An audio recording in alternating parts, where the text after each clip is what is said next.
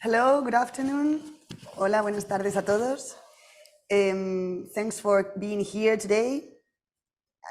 Before continuing, I would like to say some words in Spanish.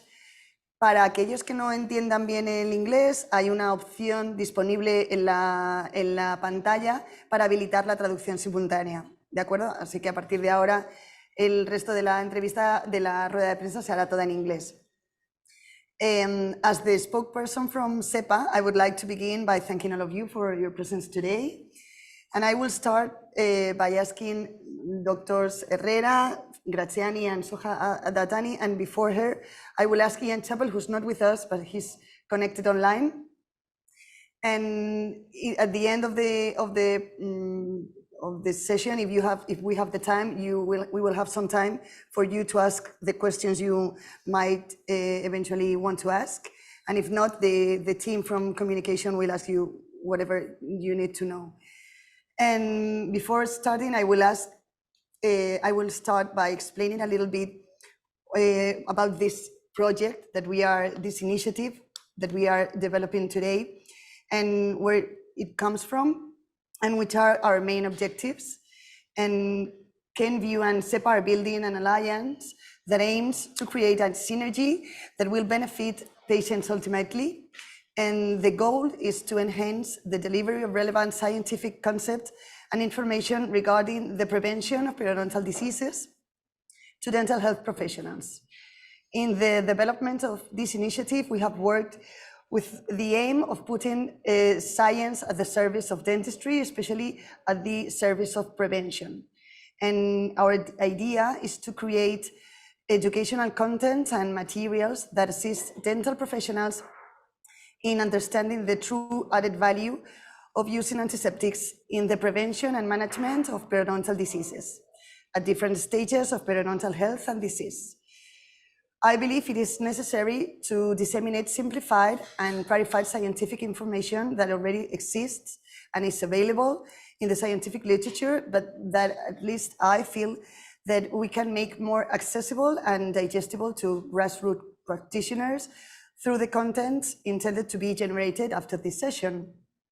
So we've been working hard this morning. We've been talking a lot about prevention of periodontal diseases and promotion of periodontal health. And now, not wanting to steal more time, I'm gonna ask some questions to my colleagues that are here with me. First of all, I would start with Filippo. Hello, how are you?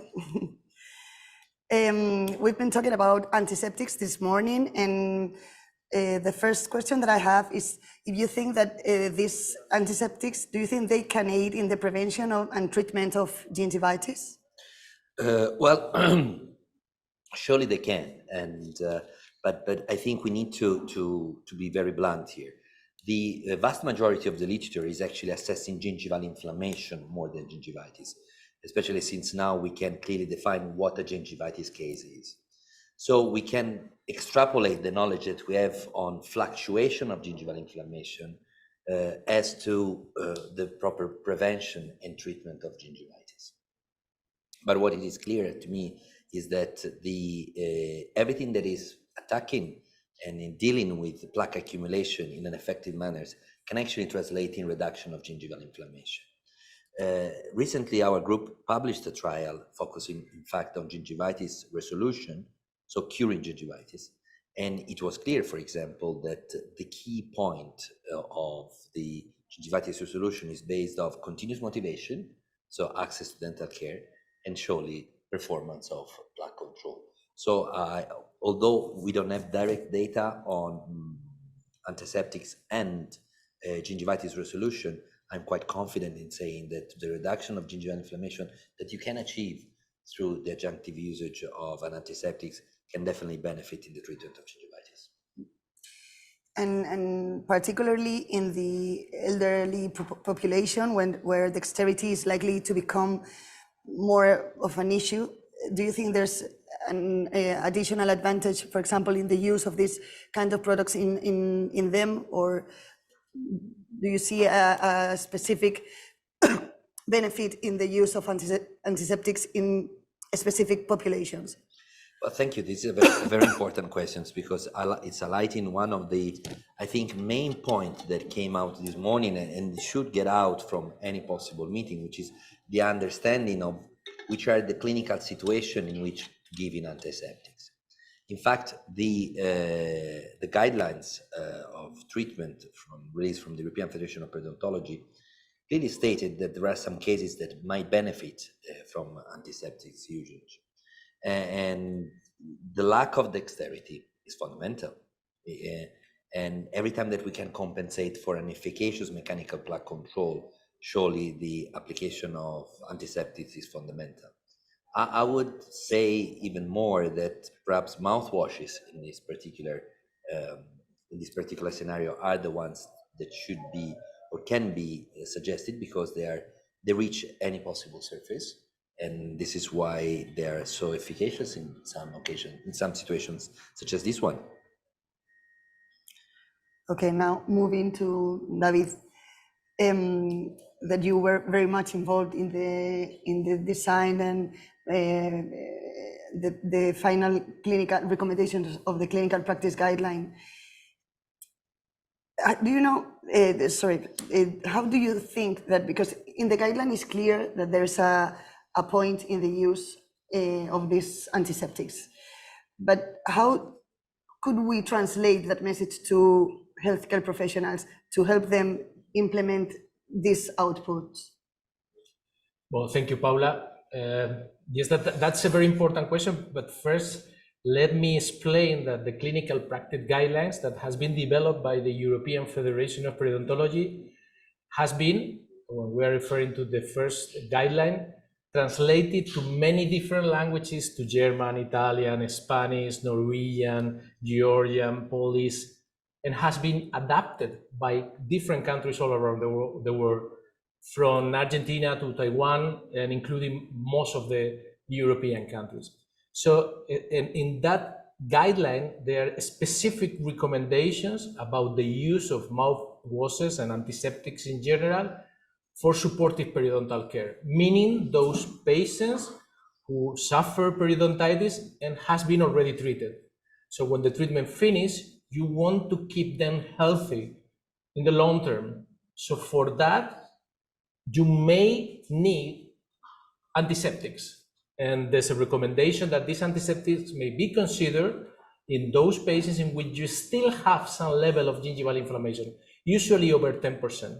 So it's a very clear recommendation. If you have over 10% of gingival inflammation in those patients already treated for periodontitis, you may consider using different antiseptic products, and the patient, the subject, may benefit from that in terms of reducing gingival inflammation, and most importantly, in terms of reducing the risk of recurrence of disease. And do you think professionals, general practitioners, are aware of the positive effect that these products may have on gingival inflammation? Do they understand how to use them, what to recommend? I think it is always difficult to reach the professionals and change the recommendations or the practice that they do. The evidence is there. We have many studies, from randomized clinical trial to systematic reviews, even clinical practice guidelines, that are telling us that these antiseptics, some of these antiseptics, they may be able to improve the oral condition by reducing gingival inflammation and by controlling supragingival biofilm. So with this initiative, we are trying to help to translate this scientific knowledge that we have into something which is tangible, more easy to use at the clinical practice level, and also the patients may understand better what can benefit them most. So yes, the science is there, the evidence is there. Maybe we need to make an additional effort in trying to translate that in easier recommendations for the clinical practice, easier to understand. Do you find any limitation currently affecting the use of antimicrobial mouthwashes? Well, I think, and we have discussed this morning, there are two areas in which we would like to have more information. One is, if by using these antiseptics, by reducing gingival inflammation in patients, in the population we will reduce the incidence of periodontitis. If that were the case, it would be incredible. It will be very important for public health. Maybe these studies are very difficult to perform. And the second is an impact on periodontitis itself. So in those patients in which you have already performed the treatment, to demonstrate that these antiseptics are actually reducing the risk of recurrence in the long term. We have some very little data on that. We may need more. And this is what we call hard outcomes or strong outcomes. That is very easy to understand. By using this antiseptic, I can reduce the risk of disease recurrence, and that is very important for the patient. Thank you so much. I think we were having some problems with Ian's with his voice. Is it right now? Okay. Thank you so much. Hello, Ian. Are you there? Hi, Paula. Yes, nice to see you all. Okay. I have some questions for you. Do you hear me properly? Yes? Yes. Okay. You've been involved in the white paper of the AFP, the one, not the last one, but the previous, the one related to the burden of periodontal diseases. And from that publication, I would like to know, what is the current socioeconomic impact of periodontitis? Well, I mean, yes, I mean, that was with the Economist impact, and the socioeconomic impact was huge. And its sort of prevalence and incidence really mapped very, very strongly to health inequalities. That's the prevalence and the incidence of periodontitis mapped to health inequalities. So the most deprived communities were the ones that were the most exposed. And with low educational attainment, for example, was associated with an 86% increase in risk for periodontitis, which is huge. So this was highlighted in that white paper by The Economist, and it was called "Time to Take Gum Disease Seriously." I would strongly recommend if delegates haven't read it, that they read it. It's a very powerful piece of modelling. And the Economist flagged the fact that periodontal care is simply unaffordable for certain groups in certain areas of deprivation. And it tends not to be those that who are on social security, because they often have free access to care. It's those that are actually working and earning an income, but that income is at the low end.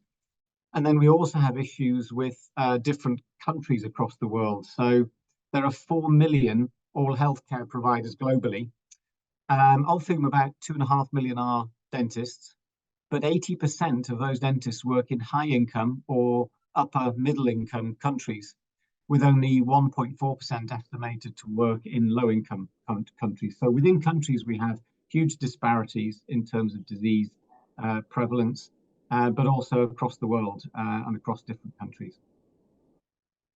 And do you think there's any way of using these antiseptics, these antimicrobials, in reducing the burden of periodontal diseases? So the evidence is, beautifully covered by Filippo and by David. And I would add that there was another primary prevention workshop in 2015 where a systematic review, again from the competency group by Serrano, actually looked at treatment and management protocols. And there's no doubt that chemical agents in mouth rinses do offer significant additional benefit. And that benefit does appear to be clinically relevant. But what it boils down to ultimately, Paula, is cost and access, I suppose, in different parts of the world. So, the bedrock of periodontal care is mechanical plaque control. But what we don't appreciate quite often is that the susceptibility to periodontal inflammation is so high in many people that the plaque control regimes that we teach them are just unrealistic to achieve. And in that situation, the use of chemical agents can be really vital and can make the difference and help stabilize disease. And as David pointed out, help prevent the recurrence of periodontitis and all the costs associated with that. And for those who were not involved in the design or in the clinical practice guidelines, it's obvious that the antiseptics make a good beneficial impact on the results of the treatment of periodontal diseases, but the recommendation of the guideline is not so in favor of their use, but it leaves it a little bit open. Could you explain a little bit why is this change? I mean, why, if the results are good, why the recommendation is not stronger? Yeah, so it's interesting because the guidelines are done in a specific way. We follow the Standing Guideline Commission of the Association of Scientific Medical Societies in Germany. So it's a very prescribed, unbiased, and balanced process. And what we end up doing is we take, if you like, the evidence from systematic reviews, and it's graded in terms of its strength. And having graded that evidence, we then discuss other factors such as ethical issues, cost benefit, the size of the clinical effect, impact on the environment, lots of issues. And we have a very broad stakeholder group, which is important. And we use what's called an evidence to recommendation framework, where you take the evidence, you discuss it as a consensus group, and you modify the grading, if you like, in terms of the strength of the recommendation that comes out. So an initially strong evidence base, which in fact is there for chemical agents in mouth rinses. The evidence for benefit is there within the context that was explained earlier. But actually for these other factors, such as cost, for example, access, the recommendation is very much an open recommendation. So it was, if you like, the scientific evidence from the systematic reviews was reduced in terms of the power of the recommendation for these other factors, and that's just the way the system works. Thank you so much, Ian. And something that you mentioned before, or more or less was related to your answer, David, do you think there's a need for a paradigm shift to focus more on periodontitis prevention than on gingivitis prevention as we are doing nowadays? Well, on one hand, control of gingival inflammation, it's an important goal. But it is true that in terms of morbidity and in terms of medical cost, periodontitis is a very important disease, and gingivitis is not that important. So gingivitis is important because it precedes most often periodontitis. So the efforts in understanding if these antiseptic products can have an impact on primary prevention of periodontitis, ideally, and it is probably easier to do it in the secondary prevention of periodontitis, I think is a step forward that we may want to take. We want to reduce gingival inflammation, but by reducing gingival inflammation, what we want to assure is that we don't have periodontitis recurrence, or we don't have periodontitis onset. Okay, thank you. So now I'm going to ask some questions to Soha.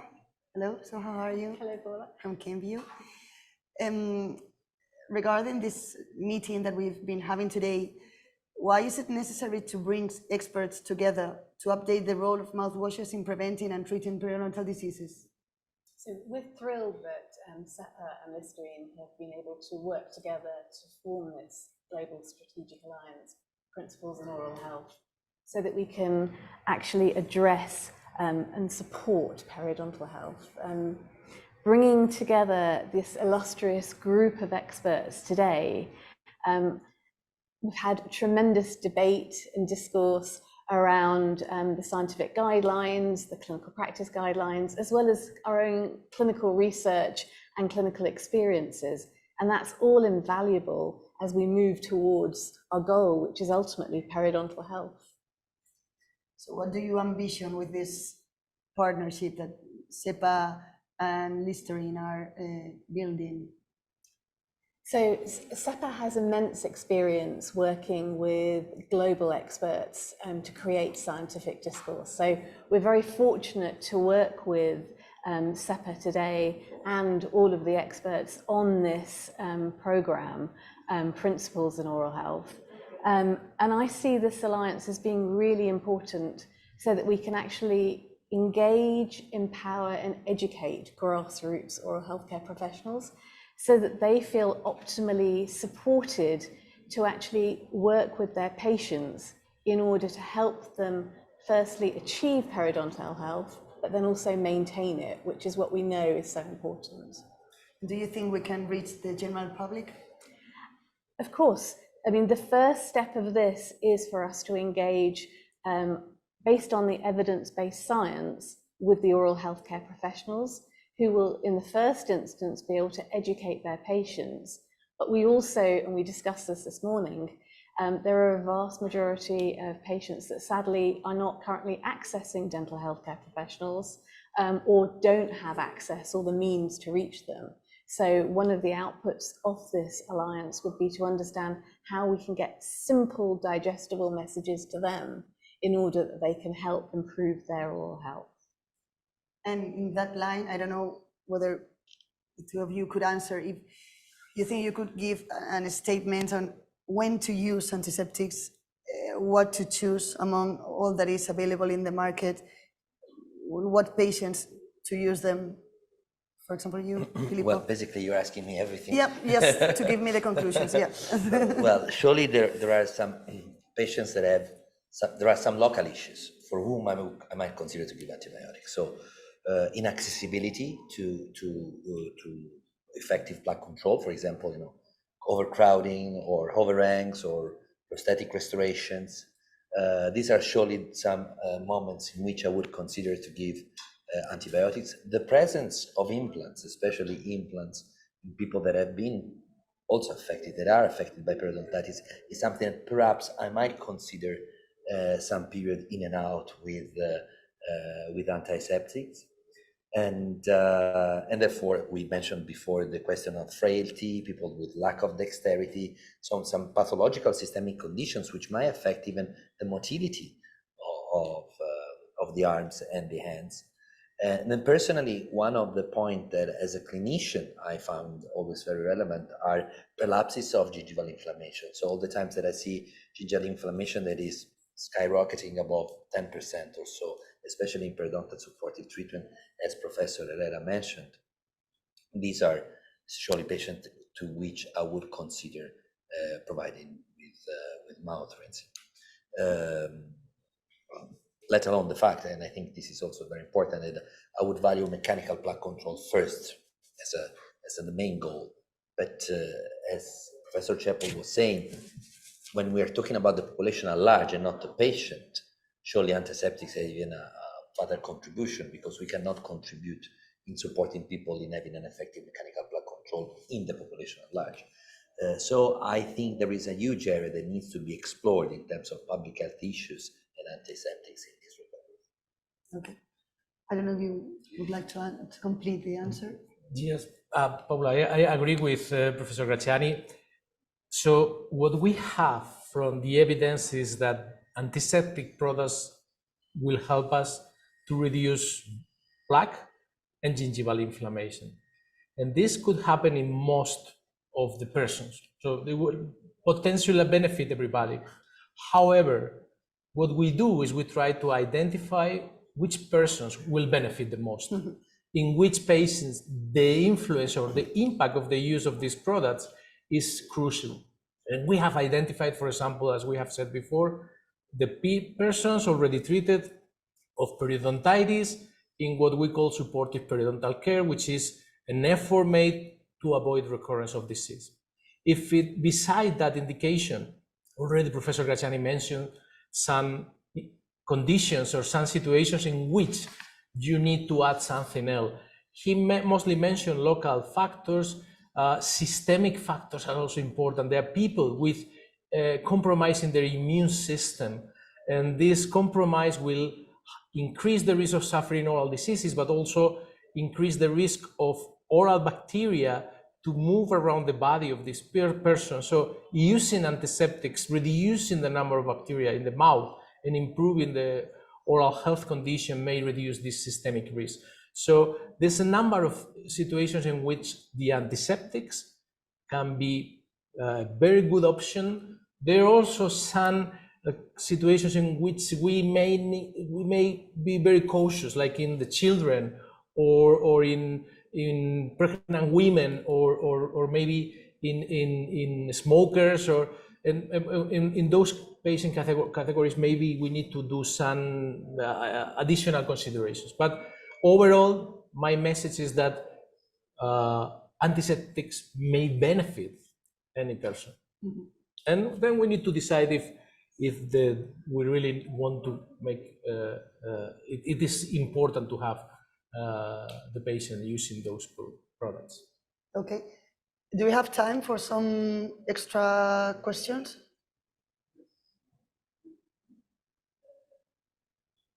Okay, just 2 minutes left. I'm going to check because I've seen there are some questions. Well, one has already been answered. It was referring to what type of patients would benefit most from the use of antiseptics.